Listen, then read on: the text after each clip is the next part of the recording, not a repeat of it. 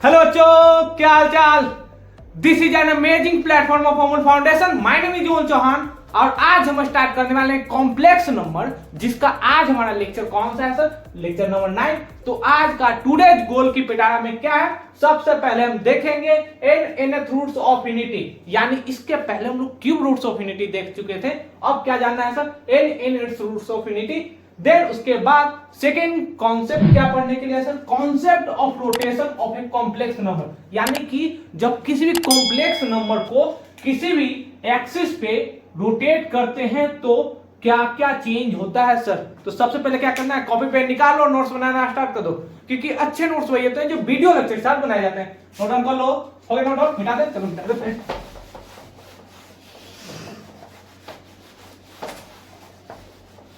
Heading लगाना nth roots of unity. इसके पहले हम लोग क्या पढ़ चुके हैं sir? Cube roots of unity. Unity कहने का मतलब क्या होता है? 1, यानी कि जब 1 के पावर 1/3 होते हैं, जो डिनोमिनेटर में नंबर आता है उतने रूट्स आते हैं। यहां पर कितने डिनोमिनेटर में नंबर है? 1/3, यानी कि 3। तो इसके रूट्स कितने होंगे? 3 रूट्स। लेकिन अब क्या पढ़ने के लिए है? nth रूट्स, यानी कि जब भी यूनिटी का पावर 1/n रहे तो इसका कितना रूट्स आएगा सर? तो यहां डिनोमिनेटर में कितने हैं? n है सर, यानी कि n रूट्स होंगे सर, n रूट्स होगा। लेकिन n रूट्स कैसे फाइंड आउट होगा वो हम देखेंगे। तो हम इसके पहले जो प्रीवियस लेक्चर में पढ़े हैं, क्या पढ़े हैं सर? De Moivre's theorem. तो डी मॉइवर्स थ्योरम क्या कहता है सर? जब भी cos theta plus iota into sine theta की पावर p/q, यानी कि यहां पर रेशनल नंबर ही क्यों कंसीडर किए हैं? यहां हम देख क्या रहे हैं सर? रूट्स ऑफ यूनिटी, यानी कि जब किसी भी नंबर का रूट्स आता है, यानी कि मान लो 4 का रूट्स निकालना रहे तो क्या करते हैं सर? 1/2 पावर कर देते हैं, यानी 2 का पावर 2 का पावर 1/2। 2 से 2 मर गया, बचा कितना? 2। यानी कि रूट्स कहने का मतलब क्या होगा सर? इरेशनल नंबर में लिखा जाता है। तो क्या डी मॉइवर्स थ्योरम को यूज कर cos 2k pi plus theta into p/q plus iota into sign p/q 2k pi plus theta लिख सकते हैं? लिख सकते हैं सर। एक क्या किसके अकॉर्डिंग है? De Moivre's theorem. तो डी मॉइवर्स थ्योरम कितना आसान है सर? ये प्रीवियस लेक्चर में देख चुके थे। क्लियर? नोट डाउन कर लो, हो गया नोट डाउन, मिटा दे, चलो मिटा देते हैं।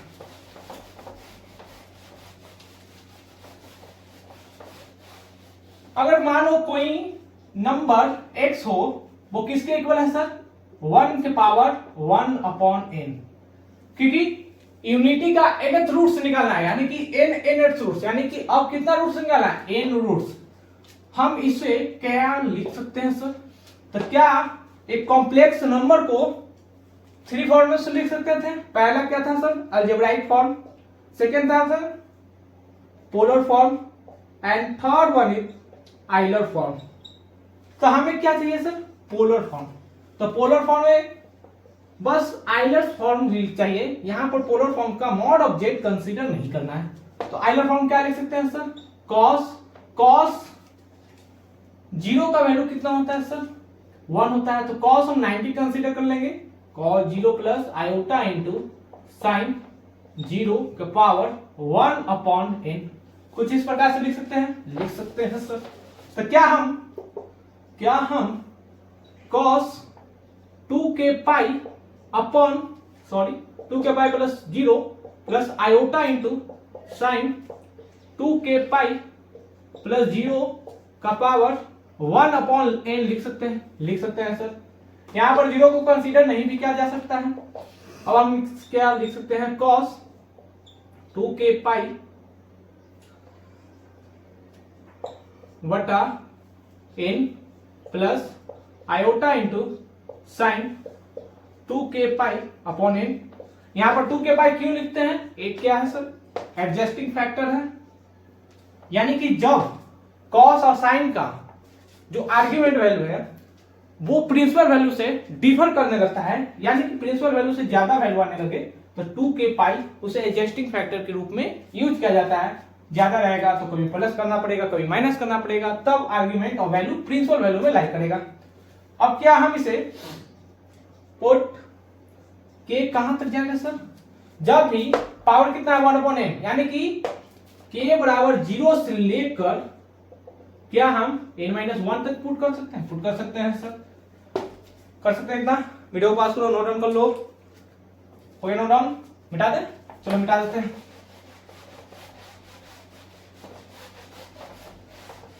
अब क्या करना है? सिंपली k बराबर पुट करो 0। तो k बराबर 0 पुट करेंगे तो क्या हम x बराबर क्या लिख सकते हैं sir? cos 2k upon n plus iota into sign 2k upon n। तो क्या हम इसे 0 लिख सकते हैं? 0 हो जाएगा। तो cos 0 का वैल्यू कितना होता है? 1, यानी कि x बराबर कितना आ गया? 1 फर्स्ट वैल्यू। देन k बराबर 1 पुट करो तो x बराबर क्या होगा? cos 2 बटा n plus iota into sign 2 बटा n। यहां पर क्या होगा वैल्यू? क्या होगा? cos 2 बटा n प्लस साइन 2 बटा n क्या होता है सर? x बराबर क्या आएगा? Alpha square. कैसे आएगा सर अल्फा? हम क्या देख रहे थे, इन दोनों को जैसे सॉल्व करेंगे तो क्या आएगा? 1 प्लस 1 कुछ ऐसा ही आएगा। यहां पर cos pi upon n and plus sign 2 बटा n, इन दोनों को क्या कर लिए? अल्फा कंसीडर कर लिए। और यहां पर देखो पुट क्या करना है सर? पुट k बराबर 3। जब k बराबर 3 पुट करेंगे तो क्या होगा? x बराबर cos 3 बटा n plus iota into sign 3 बटा n लिख सकते हैं सर। तो क्या हम इसे x बराबर क्या पुट कर सकते हैं?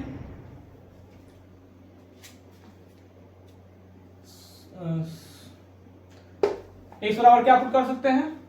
2k x बराबर 2 पुट करो। यहाँ पे 2 पुट करने पर क्या होगा? 4 आएगा सर, या सॉरी अल्फा आएगा, 4 आएगा, यहाँ पर भी 4 आएगा। तो क्या हम इसे कुछ ऐसे लिख सकते हैं? cos 2 बटा n plus iota into sign 2 बटा n का पावर 2 लिख सकते हैं। डी मोइवर्स थ्योरम क्या बोलता है? जब कभी भी cos theta plus iota into sine theta का पावर अगर n लिखा है तो उसे हम direct cos n theta plus iota into sign n theta लिख सकते हैं। तो क्या हम 2 कॉमन लेकर पावर में लिख सकते हैं सर। तो क्या इतने को हम क्या माने थे? अल्फा। इतना बड़ा तो लिख नहीं सकते हैं सर, तो अल्फा का पावर 2 यानी कि x बराबर 2। जैसे इनपुट करेंगे क्या करेंगे सर? k बराबर n-1, तुम सॉल्व करोगे तो क्या आएगा? अल्फा का पावर n-1।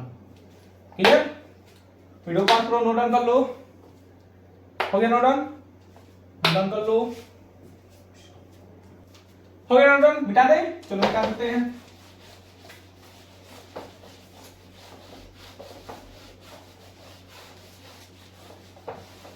यहां पर x का जो फर्स्ट मान क्या आया था? 1 आया था सर। x बराबर क्या आया था? सेकेंड तो अल्फा x का अल्फा स्क्वायर। देन x बराबर क्या आया था सर? Alpha cube. ऐसे जब xn निकाल रहे थे, xn-1 निकाल रहे थे, तो वो क्या आ रहा था सर? अल्फा का पावर n-1। क्योंकि हम जो इसके बदले लिख रहे थे, क्या लिख रहे थे सर? cos 2 बटा n plus iota into sign 2 बटा n, कुछ इस प्रकार से लिख रहे थे। इसके लिए क्या लिख रहे थे?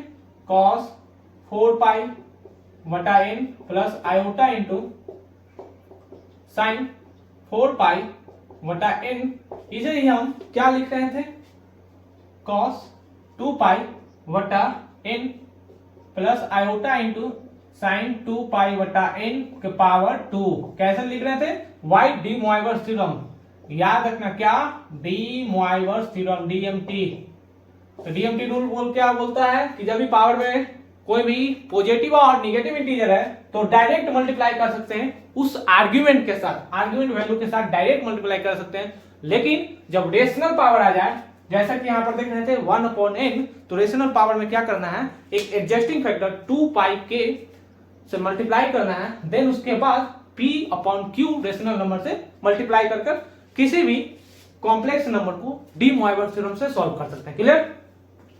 अब यहां पर ऑब्जर्व करने से क्या मालूम चल रहा है सर, अगर इसको देखा जाए तो क्या है, ये जीपी में है, जीपी अगर पढ़े होगे तो मालूम होगा जीपी क्या बोलता है सर, अगर कोई भी नंबर 2 4 8 समथिंग कुछ ऐसा लिखा रहा है तो जीपी में कब आएगा, जब इसका कॉमन रेशियो सेम रहेगा। कॉमन रेशियो कहने मतलब क्या हुआ, second term upon first term is equal to third term upon second term, इन सभी का कॉमन रेशियो क्या है, 2 ही आ रहा है सर, तो क्या है जीपी में है।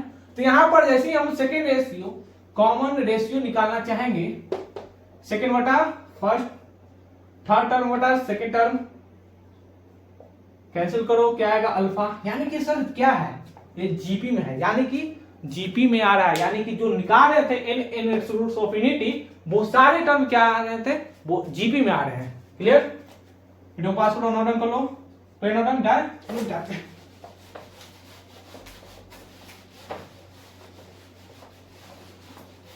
अब इतना एन रूट्स ऑफ इन्फिनिटी पढ़ने का फायदा क्या हुआ,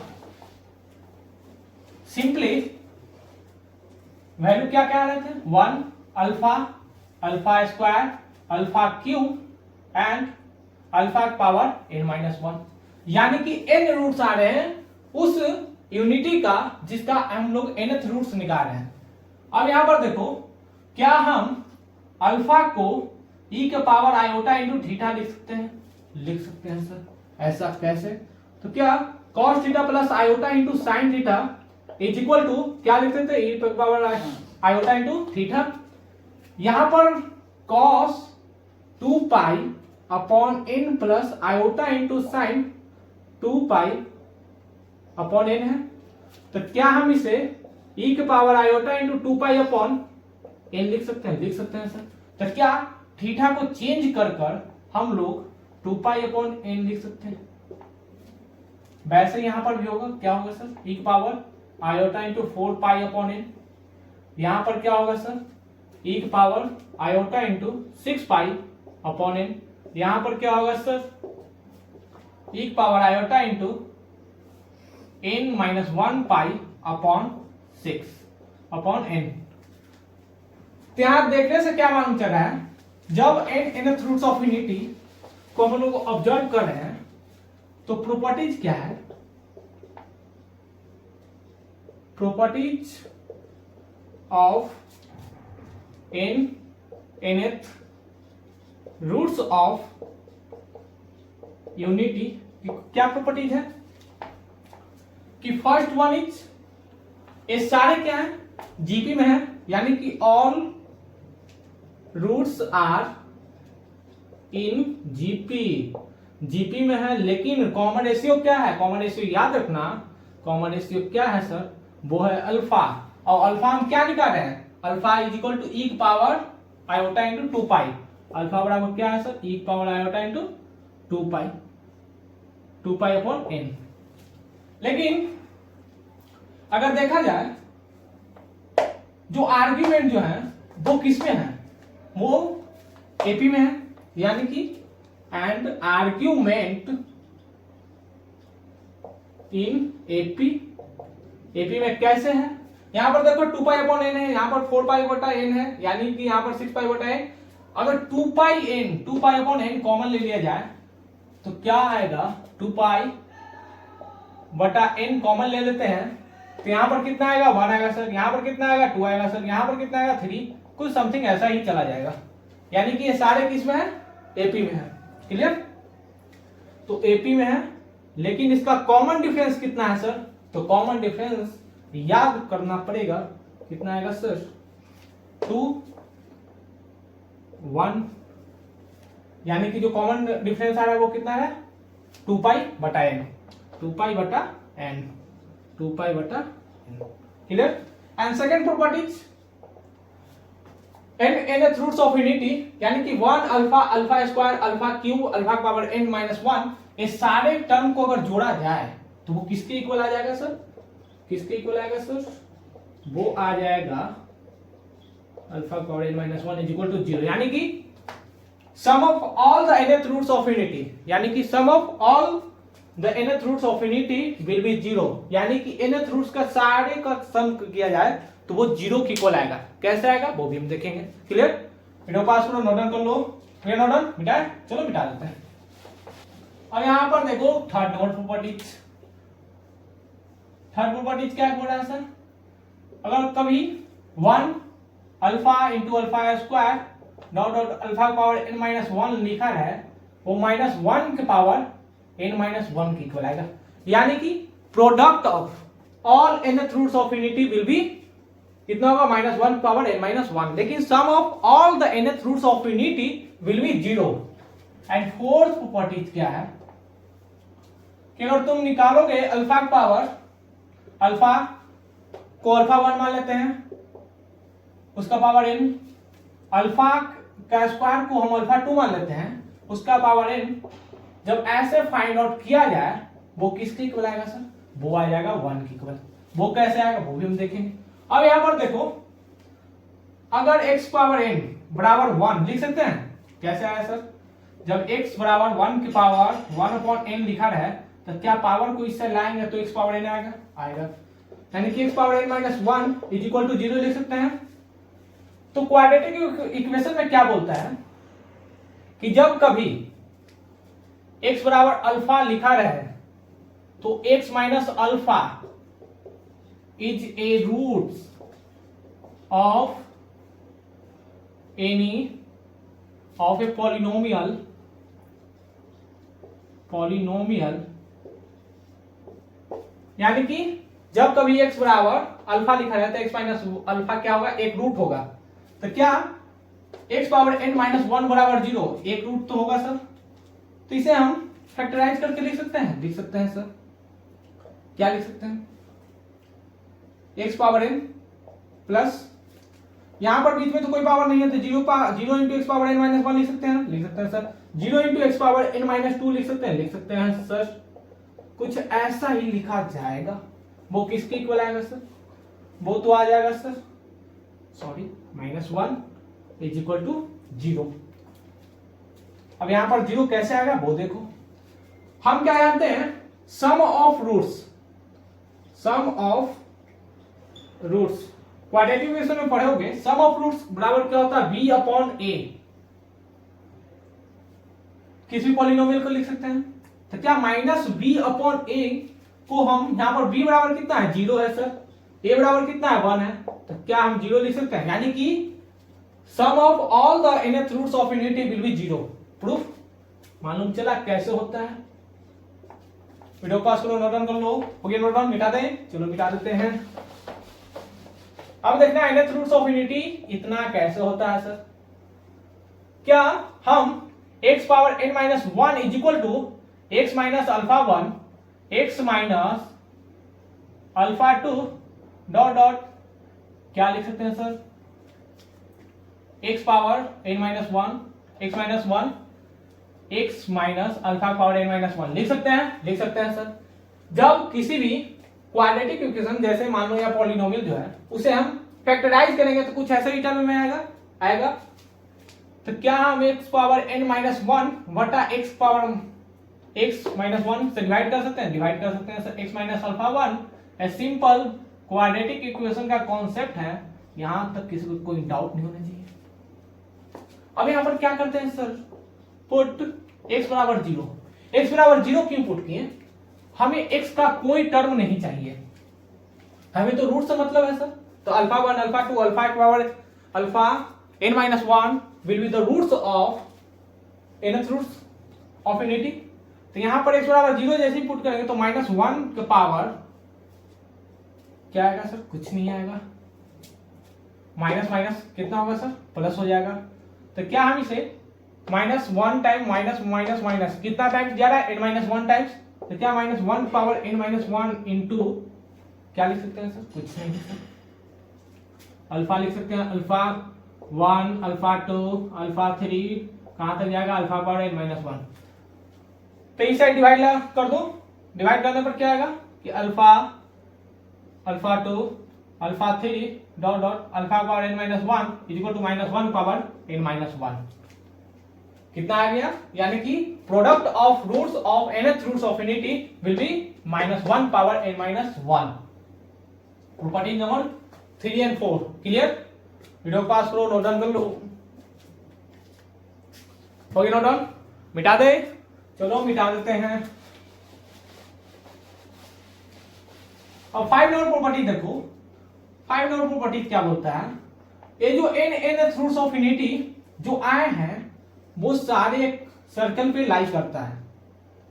जैसे हम क्या देख रहे हैं sir, cube roots of infinity में भी जैसे यहां पर एक सर्कल है, तो यहां पर क्या लाई कर रहा था सर 1, यहां पर क्या ओमेगा, यहां पर क्या था सर ओमेगा स्क्वायर, तो कुछ ऐसे ही क्यूब रूट्स ऑफ इनफिनिटी लाई कर रहे थे। यहां पर भी nth रूट्स ऑफ इनफिनिटी में ये सारे रूट्स एक सर्कल पे लाई करते हैं। यहाँ पर 1, 0 आएगा, यहाँ पर अल्फा 1 आएगा सर, यहाँ पर अल्फा 2 आएगा, इसके जस्ट नीचे क्या आएगा अल्फा n-1, यहाँ इसके जस्ट नीचे क्या आएगा सर अल्फा n-2, ऐसे कर कर यहाँ पर कितना आएगा, मान लो अल्फा n+10 अल्फा n-10 ऐसे वो लाई करता हुआ आएगा सर। इन सारे को जैसे ही ऑरिजिन से मिलाएंगे, ऑरिजिन से मिला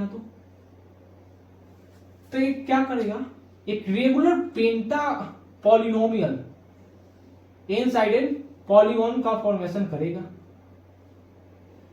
यहां पर देखो, यानी कि ऑल रूट्स विल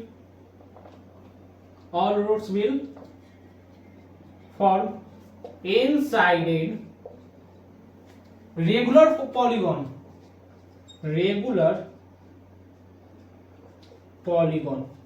यानी कि एन साइडेड रेगुलर पॉलीगॉन का फॉर्मेशन कर रहा है सर।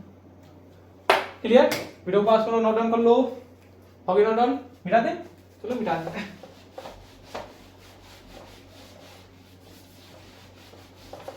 और यहां पर देखो जो एन साइडेड रेगुलर पॉलीगॉन जो आ रहे हैं वो सेंटर क्या है सर, यानी कि 6 प्रॉपर्टी क्या है, सेंटर विल बी 0, 0, ऑरिजिन से यहां पर लाई करना है, यहीं से सर्कल बन रहा है, और रेडियस क्या होगा सर, रेडियस बराबर 1।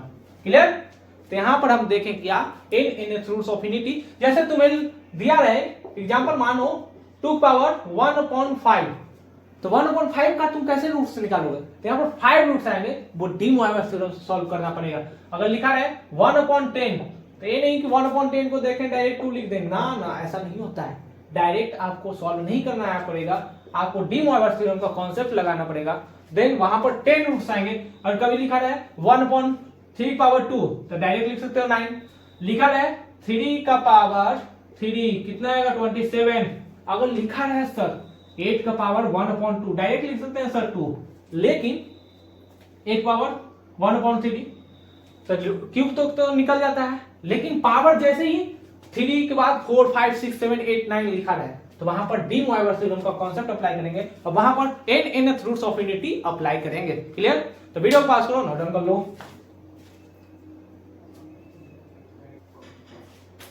ओके नोट डाउन, मिटा दे, चलो मिटा देते हैं। अब एक और कॉन्सेप्ट है, क्या है sir, second concept of rotation. तो कॉन्सेप्ट ऑफ रोटेशन किसका करेंगे, किस भी कॉम्प्लेक्स नंबर का, यानी कि जब कभी भी कॉम्प्लेक्स नंबर दिया रहे इमेजिनरी एक्सिस पर, इमेजिनरी एक्सिस कहने का मतलब क्या हुआ सर, एक तो रियल एक्सिस होगा, एक होगा इमेजिनरी एक्सिस। जब यहां पर कॉम्प्लेक्स नंबर कोई दिया रहे Z1, तो Z1 को जैसे ही हम लोग क्लॉकवाइज या एंटी क्लॉकवाइज रोटेट करेंगे मानो थीटा एंगल से, तो Z2 का वैल्यू क्या होगा? तो Z2 का value concept of rotation of a complex number से फाइंड आउट कर सकते हैं। यानी कि इसका मीनिंग क्या हुआ, जब कभी भी कॉम्प्लेक्स नंबर किसी प्लेन में आर्ग्यूमेंट दिया रहेगा, अब किसी भी आर्गन प्लेन में रोटेट करे, समटाइम्स थीटा एंगल से, समटाइम्स थीटा 2 एंगल से, then find the another complex number Z2, another complex number Z3, then you can apply this concept of rotation of a complex number। यानी कि वहां पर आपको concept of rotation of a complex number का concept apply करना पड़ेगा। Clear? हटा दें। अब यहां पर देखो, यहां पर क्या है सर, एक आर्गन प्लेन है जिसमें real Z and imaginary Z, imaginary और रियल एक्सिस से मिलकर बनेगा। यहां ऑरिजिन से Z1 एनी कॉम्प्लेक्स नंबर जो थीटा एंगल बना रहा है, ये क्या है सर? ऑरिजिन है। जब Z1 को बिना इसका जो पोजीशन वेक्टर है, बिना पोजीशन वेक्टर को चेंज किए हुए Z2 पे, यानी कि अल्फा एंगल रोटेट कर दिए। यहां पर देखो, सबसे पहले ये क्या था? थीटा एंगल पर Z1 था। जैसे ही हम लोग थीटा एंगल से अल्फा एंगल रोटेट किए बिना उसका पोजीशन वेक्टर को चेंज किए, यानी पोजीशन वेक्टर क्या है सर? R बराबर मॉड ऑफ जेड। तो मॉड ऑफ Z1 को बिना चेंज किए रोटेट किए समटाइम्स अल्फा एंगल से, तो Z2 का वैल्यू में क्या चेंजिंग आएगा वो हमको फाइंड आउट करना पड़ेगा। तो यहां पर गिवन क्या रहेगा? तो केस 1 अराइज करो। केस 1 हम क्या देख रहे हैं यहां पर कि Z1 का mod is equal to Z2 का मॉड, यानी कि Z1 एंड Z2 का मॉड दोनों सेम है। अब यहां पर क्या, Z1 को हम लोग mod of Z1 into e की पावर आयोटा इंटू थीटा लिख सकते हैं सर। ये क्या लिख रहे हैं? Polar form. यानी कि अब आपको पोलर फॉर्म की भी नॉलेज होनी चाहिए। ये क्या है हमारा कॉम्प्लेक्स नंबर का लास्ट लेक्चर, तो इसमें कॉम्प्लेक्स नंबर के जितने सारे कॉन्सेप्ट पढ़े हैं वो सारे अप्लाई हो जाएंगे। यहां पर क्या कर दिए हम लोग? आइलर फॉर्म में कन्वर्ट कर दिए। आइलर फॉर्म में कन्वर्ट करने से पहले हम पोलर फॉर्म में कन्वर्ट कर दिए। तो क्या हम जो Z2 को ऐसे लिख सकते हैं sir? Z2 is equal to क्या लिख सकते हैं सर? दोनों इक्वल ही है, तो Z1 is equal to Z2 लिख सकते हैं, Z2 लिख सकते हैं सर। क्लियर? यहां पर देखो एक पावर आयोटा, यहां पर Z1 ही रहने दो पहले। अब यहां पर क्या करना है? एक power iota into theta 1 plus क्या करना है? थीटा प्लस अल्फा, दोनों एंगल को जोड़ दो। क्या हम Z1 का मॉड एक power iota into theta into एक पावर आयोटा इंटू अल्फा लिख सकते हैं सर। क्या हम इतने सारे को क्या लिख सकते हैं? Z1 लिख सकते हैं। यानी जो Z2 हमारा आया क्या Z2 is equal to Z1 into e की पावर आयोटा इंटू अल्फा। एक कहां से अप्लाई किए? From equation first. कितना आसान है। यानी कि जब कोई भी कॉम्प्लेक्स नंबर जिसका मैग्नीट्यूड, यानी मैग्नीट्यूड कहने का मतलब क्या हुआ? Position from origin. जब भी पोजीशन निकालते हैं, पोजीशन वेक्टर किसी का भी निकालते हैं, तो वो हम किसके रिफरेंस में ले रहे हैं वो हम देखते हैं। तो यहाँ पर ऑरिजिन के रिफरेंस में लिया जा रहा है। और थीटा को जैसे ही समटाइम्स अल्फा रोटेट किए बिना मैग्नीट्यूड को चेंज किए हुए, देखो यहाँ पर अल्फा, तो यहाँ पर Z2 का वैल्यू क्या होगा? तो Z2 is equal to Z1 into e power alpha iota. यहाँ पर iota into e power iota into alpha क्या है? वो कॉम्प्लेक्स फैक्टर है। यहां पर बोल सकते हैं क्या है sir? Argument factor. Clear? Video पास करो, नोट डाउन कर लो। हो गया नोट डाउन? मिटा दे, नोट डाउन कर लो। हो गया नोट डाउन? मिटा दे, चलो मिटा देते हैं।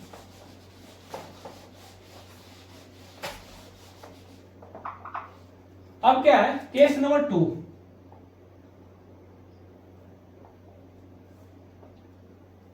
तो केस नंबर 2 क्या बोल रहे हैं? अब यहां पर जो Z2 यहां पर जो था उसे हम एक्सटेंड कर दिए। Z2 की जो लेंथ थी अब इंक्रीज कर दिए।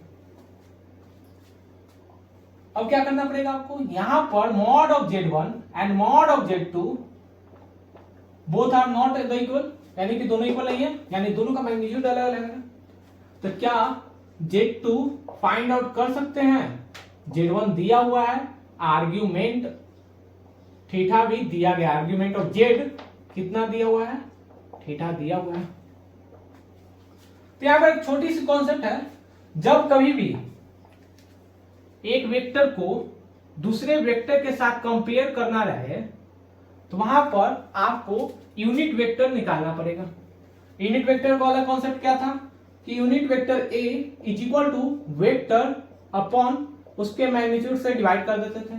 तो यूनिट वेक्टर क्या था, वो डायरेक्शन शो कर रहा था सर, यानी कि डायरेक्शन को रिप्रेजेंट करने के लिए हम लोग यूनिट वेक्टर यूज कर रहे थे। तो क्या अब Z1 को यहां से रोटेट करने से बढ़िया क्या है कि Z1 के डायरेक्शन में एक वेक्टर ले लेते हैं, वो भी यूनिट वेक्टर Z1। क्लियर?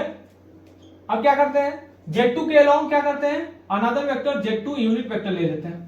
तो क्या Z1 and Z2 both the direction are same, यानी कि दोनों डायरेक्शन को रिप्रेजेंट कर रहे हैं। तो क्या हम यहां लिख सकते हैं, क्या लिख सकते हैं sir, Z1 and argument of Z ये क्या है, गिवन है। तो क्या लिख सकते हैं सर, यानी कि मॉड ऑफ Z बटा मॉड ऑफ Z बराबर Z2 बटा मॉड ऑफ Z लिख सकते हैं। तो क्या Z2 बटा Z2 का mod is equal to Z1 बटा Z1 का मॉड को हम लोग जो आर्गुमेंट फैक्टर निकाल रहे थे वो क्या निकाल रहे थे, e पावर अल्फा। यहां पर देखो Z2 बराबर क्या लिख सकते हैं, Z2 बटा Z1 into Z1 e power iota into alpha. ये क्या हुआ, Z2। जब कभी भी कोई भी कॉम्प्लेक्स नंबर किसी भी आइगन प्लेन पे दिया रहे, अगर मानो Z1 के रिस्पेक्ट में Z2 फाइंड आउट करना है, यानी कि Z1 एक वेक्टर है, Z1 एक जो कॉम्प्लेक्स नंबर थीटा एंगल के साथ इंक्लाइंड है, उसे समटाइम्स अल्फा एंगल से रोटेट किए, लेकिन Z1 का जो मैग्नीट्यूड है यानी पोजीशन वेक्टर है, वो जो पोजीशन वेक्टर है Z2 के मॉड की इक्वल नहीं है, यानी कि उसका रिजल्टेंट की इक्वल नहीं आएगा। जब एक्सटेंड हो जाते हैं तो Z2 का वैल्यू जो आएगा Z2 बटा Z1 दोनों का मॉड लेना है into Z1 into e power iota into alpha. एक केस क्या है, सेकेंड। क्लियर? तो वीडियो को पास करो, नोट डाउन कर लो, नोट डाउन कर लो। और नोट डाउन मिटा दे, चलो मिटा देते हैं। और यहां पर देखो क्वेश्चन 1, कॉन्सेप्ट ऑफ रोटेशन पे सवाल कैसे होते हैं। अगर यहां पर एक Z1 वेक्टर दिया गया है जो थीटा एंगल बनाया हुआ है, लेकिन Z1 को जैसे ही रोटेट किए अल्फा एंगल, अल्फा है पाई अपॉन 6 रेडियन जो Z2 है। तो यहां पर क्या फाइंड आउट करना है, Z2 को फाइंड आउट करना है, लेकिन गिवन क्या है, आपको गिवन है कि मॉड ऑफ Z1 बराबर mod of Z2 and Z1 बराबर दिया गया 1 प्लस आयोटा एंड अल्फा बराबर दिया गया है, क्या दिया हुआ है सर, पाई अपॉन 6 रेडियन। तो वीडियो को पॉज करो, ट्राई करो 1 प्लस आयोटा। तो वीडियो को पॉज करो, ट्राई करो, बन गया होगा, बनाए, चलो बनाते हैं। और यहाँ पर देखो कौन सा केस अप्लाई होगा, फर्स्ट या सेकंड। तो यहाँ पर देख क्या है सर कि mod of Z1 and mod of Z2 दोनों गिवन है। तो दोनों अगर दिया रहे तो क्या हम Z2 बराबर Z1 into e power iota into alpha लिख सकते हैं, लिख सकते हैं सर। तो Z1 कितना दिया गया, 1 प्लस आयोटा, ई पावर आयोटा, अल्फा कितना है सर, पाई अपॉन 6। तो क्या हम इसे 1 plus iota into cos pi upon 6 plus iota into sine pi upon 6 लिख सकते हैं, लिख सकते हैं सर। तो 1 प्लस आयोटा कॉस पाई बटा 6 का वैल्यू कितना होता है सर, 1/2 होता है सर। साइन पाई बटा 6 का वैल्यू कितना होता है, सॉरी √3 बटा 2 होता है। साइन पाई बटा 6 का वैल्यू कितना होता है, आयोटा इंटू 1/2। क्या हम इसे 1/2 कॉमन ले सकते हैं सर, ले सकते हैं। मल्टीप्लाई करेंगे तो कितना आएगा, √3 plus √3 iota plus iota minus 1। तो क्या 1/2 into √3 minus 1 plus iota into √3 plus 1 लिख सकते हैं। ये क्या आ गया Z2। तो Z2 कैसे निकाले हम सेकेंड वाले ने केस अप्लाई करके फर्स्ट वाले, क्योंकि यहाँ पर दिया गया कि mod of Z1 and mod of Z2 both are equal, यानी कि यहाँ पर उन दोनों का मैग्नीट्यूड यानी पोजीशन वेक्टर जो है वो चेंज नहीं हो रहा है। तो पोजीशन वेक्टर चेंज नहीं होगा तो क्या उसकी लेंथ में कोई चेंजिंग नहीं हुई तो वेक्टर का क्या कॉन्सेप्ट लगेगा, नहीं लगेगा सर। यहाँ पर सिंपल केस 1 अराइज करेंगे और Z2 फाइंड आउट होगा। क्लियर, मेरे पास करो, नोट डाउन कर लो। हो गया नोट डाउन, मिटा दे, चलो मिटा देते हैं।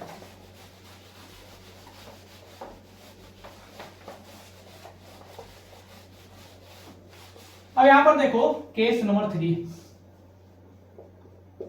केस नंबर 3 क्या बोलता है सर, अभी तक क्या था, जो वेक्टर जो थे Z1 वो किसी भी प्लेन में ही था सर, वो भी ऑरिजिन के साथ। लेकिन अब क्या है, जो Z1 वेक्टर है, जो Z1 कॉम्प्लेक्स नंबर है, वो किसके रिस्पेक्ट में है, Z0 के कॉन्सेप्ट में रिस्पेक्ट में, और वो अल्फा एंगल तो बना ही रहा है, और यहां पर Z2 है सर। तो अब Z2 को फाइंड आउट करना है। Z2 बराबर क्या होगा,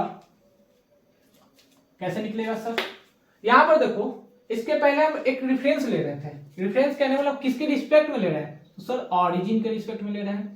लेकिन अभी जो कंसीडर किया जा रहा है Z2 किसके रिस्पेक्ट में कंसीडर किया जा रहा है, तो वो Z0 के रिस्पेक्ट में। तो Z0 हमारा क्या हो गया, ये हो गया सर फ्रेम ऑफ रेफरेंस, यानी कि ये रेफरेंस है, फिजिक्स में पढ़ने के लिए रहता है, मैथ में पढ़ने के लिए है। अब यहां पर क्या, जो Z2 है उसे हम यूनिट वेक्टर के कॉन्सेप्ट में लिख सकते हैं सर, यानी कि Z2 माइनस Z0 यानी Z0 बटा Z2 माइनस Z0 का मॉड।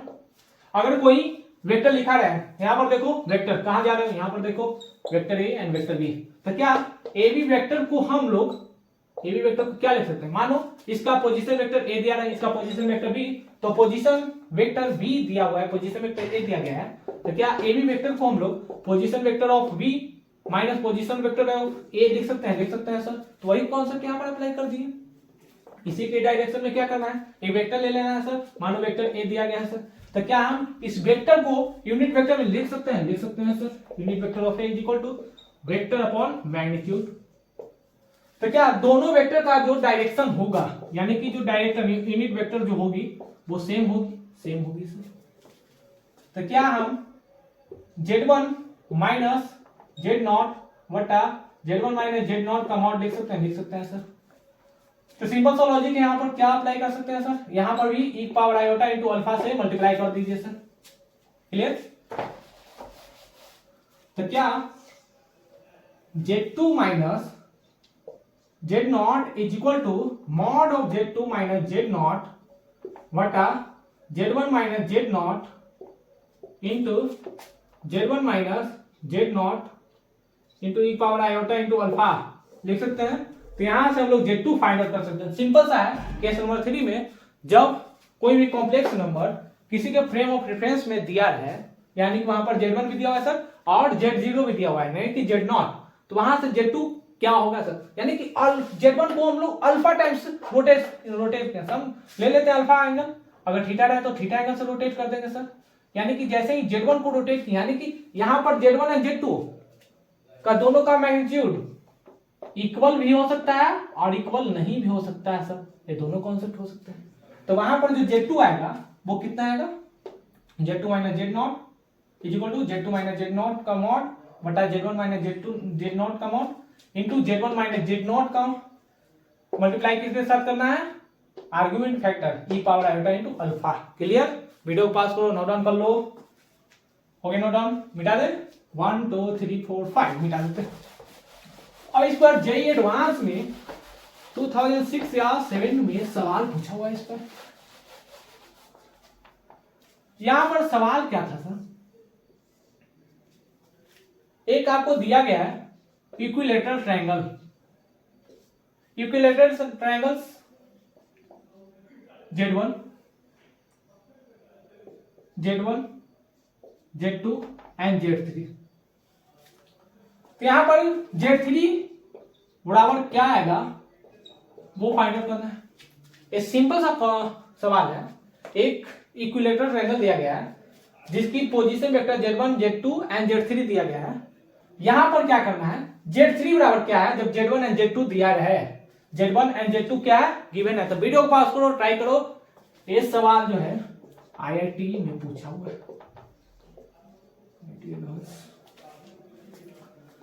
बन गया, बनाए, चलो बनाते हैं। सिंपल सा कॉन्सेप्ट है। क्या अभी जो हम वेक्टर देख रहे थे वो भी कॉम्प्लेक्स नंबर वाले सर, यहां पर क्या था Z1 था सर, यहां क्या था Z0 था सर, यहां क्या था Z2 था सर। इसको मैच कर सकते हैं, मिला सकते हैं, तो एक ट्रायंगल बन रहा है। तो क्या हम अभी जो लिख रहे थे Z2 माइनस Z0 बट्टा Z2 माइनस Z0 का mod is equal to Z1 minus Z0 बट्टा Z1 माइनस Z0 का मॉड, इतना लिख रहे थे, लिख रहे थे। तो क्या इससे मिलता जुलता है, Z2 को हम यहां पर Z3 कंसीडर किए हैं, तो क्या हम लिख सकते हैं Z3 माइनस Z1 बटा Z3 माइनस Z1 का मॉड इज इक्वल टू क्या लिख सकते हैं सर, क्या लिख सकते हैं Z1, तो यहां पर Z1 कितना है Z2 माइनस Z1 बटा में क्या लिख सकते हैं Z2 माइनस Z1 का मॉड लिख सकते हैं। तो सिंपल सा यहां पर है। अब क्या करना है तुम्हें, यहां पर रोटेट कर रहे हैं, यहां पर देखो इस वेक्टर को इसके π/6, तो π/6 एंटी क्लॉकवाइज है तो पॉजिटिव ले रहे हैं, और क्लॉकवाइज रहता है तो नेगेटिव ले लेते हैं। यहां पर भी देखो एंटी क्लॉकवाइज कंसीडर कर रहे हैं सर इसके रिस्पेक्ट में। यहां पर देखो AB को रोटेट किए, यहां पर देखो BC को रोटेट कर रहे हैं, e power iota into alpha की पावर π/3 क्योंकि 60 डिग्री होते हैं। तो क्या हम Z3 माइनस Z1 मिटा दें, इसे मिटा देते हैं। इससे हम क्या लिख सकते हैं सर Z3 माइनस Z1 का मॉड बटा Z2 minus Z1 into Z2 minus Z1 into iota की पावर π/3 लिख सकते हैं, लिख सकते हैं। तो Z3 कितना आसान है, एक कब पूछा हुआ IIT में पूछा हुआ है सवाल। इतने आसान आसान कॉन्सेप्ट वाले सवाल पूछते हैं, लेकिन आपको कब ऐसे सवाल आसान लगेंगे जब आपको कॉन्सेप्ट ऑफ रोटेशन का सवाल मालूम चल सके कि कॉन्सेप्ट ऑफ रोटेशन से ही बनते हैं सर, कि कॉन्सेप्ट ऑफ रोटेशन जैसे अप्लाई करेंगे आसानी से बन जाएगा। इससे अनदर मेथड से भी बना सकते हैं, बाइसेक्टर मेथड से भी बना सकते हैं, लेकिन उससे आसान क्या है concept of rotation. Clear, video को करो, नोट डाउन कर लो। हो गया नोट डाउन। तो अब क्या करते हैं, ये हमारा कॉम्प्लेक्स नंबर समाप्त हो चुका है। अब इसके बाद हम एक नए लेक्चर लेकर आएंगे, वो किस पे रहेंगे, क्वाड्रेटिक इक्वेशन पे। तब तक के लिए क्या करते रहना, पढ़ाई करते रहना। All the very best.